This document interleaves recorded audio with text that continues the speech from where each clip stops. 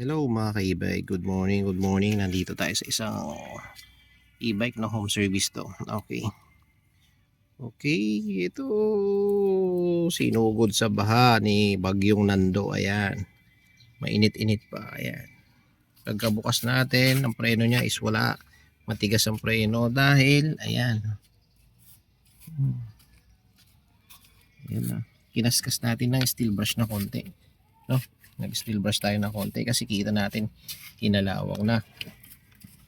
Tapos, ito nga oh. Ito yung cover ng brake shoe. Ayun, pansin mo, kinalawang na din maigi.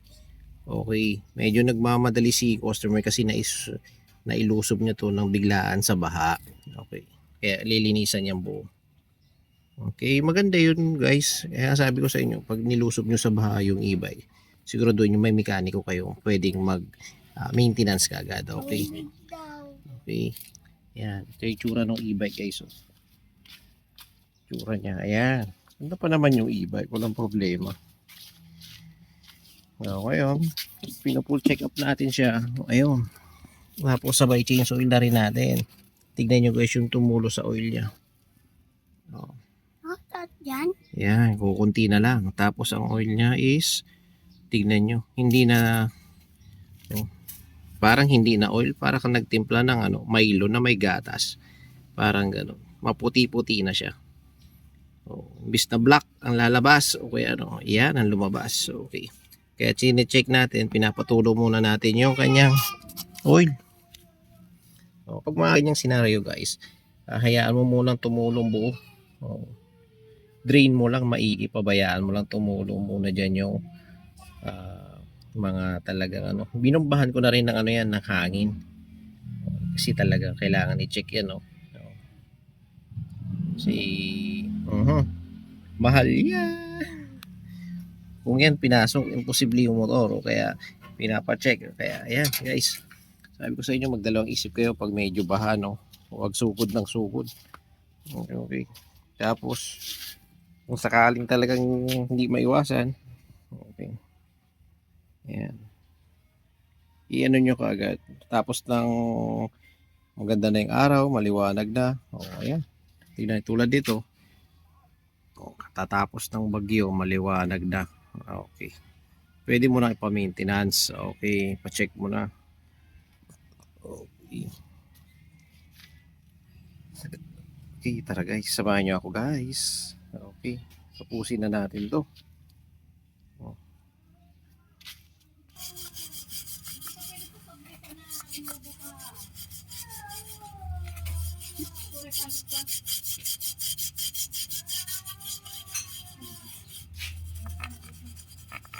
Buksan na natin yung kanyang brake, brake cover. Okay, ito yung cover. Ito yung brake shoe. Okay. Kasi matigas na rin yan. Kaya kailangan natin linisin. Sa paglilinis naman yan guys, pagkatang natanggal mo dito na.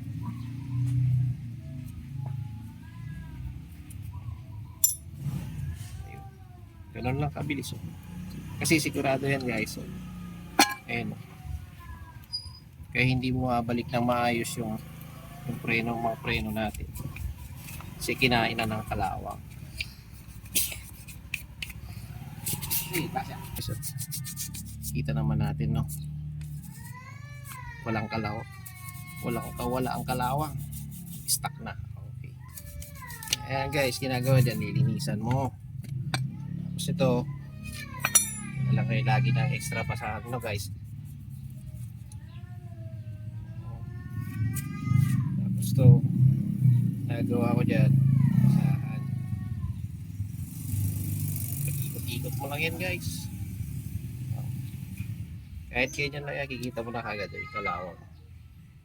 Tatanggal yung kalawang sa loob.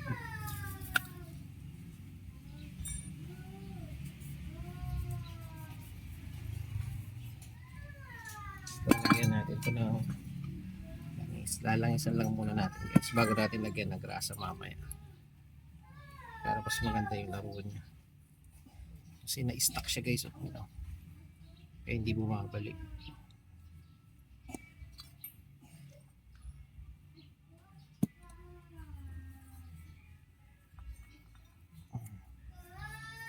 Okay. Ganun na guys.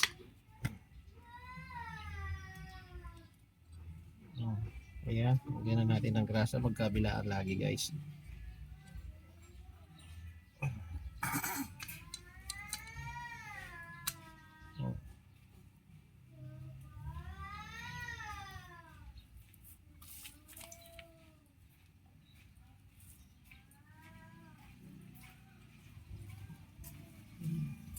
Kaya okay. Linis.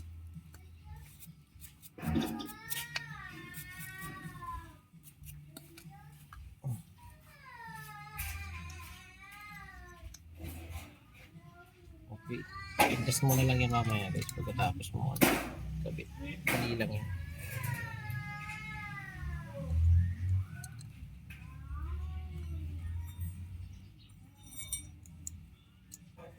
Okay. Tapos sila. Babalik ko na. Okay. Konting patulog. Okay. Okay. Guys, kumanya ako balik. Medyo manipis na nga rin guys yung gulong nito.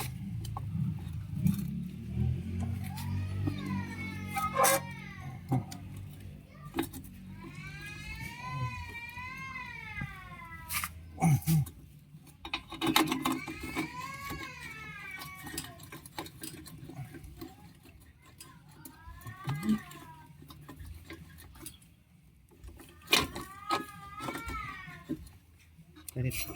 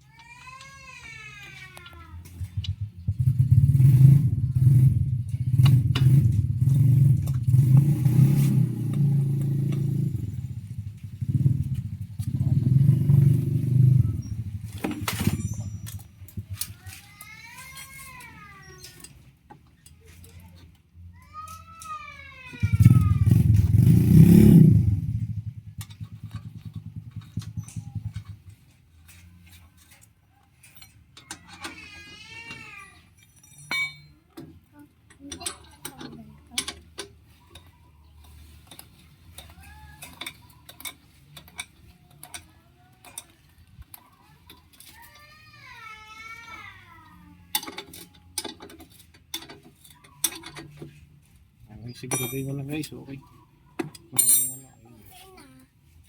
Oh, ang ganda na guys, ang ganda na ng balik. Okay. Hindi kagaya kanina, hindi bumabalik yung preno. Sige na kinalawang yun. Ayan, pitan mo na to. Then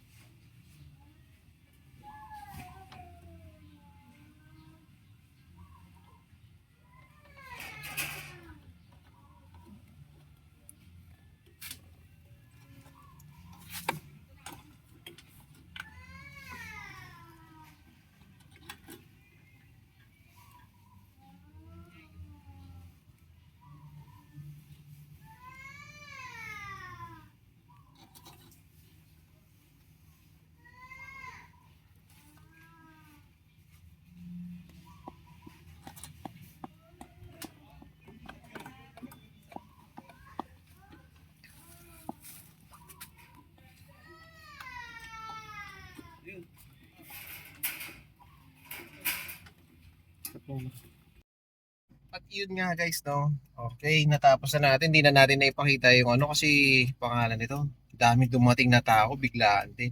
Hindi ko na naipakita yung finished product no e-bike. No? Kaya nga guys, sabi ko sa inyo, ang e-bike natin pwede sa tag-ulan, pero hindi pwede ilusong sa baha. At least kung nailusong nyo man sa baha, ugaliin nyo magpa-change oil kagad at magpa-check up po ng e-bike. Yun lang po yung bilin ko guys. Kabilin-bilinan ko lang lagi yan para hindi tayo mapapagastos na sobra. Yeah guys, end ko na tong video na to. Salamat sa mga nanood. Okay, ride safe. Power. Peace out. Power. Okay. Bye.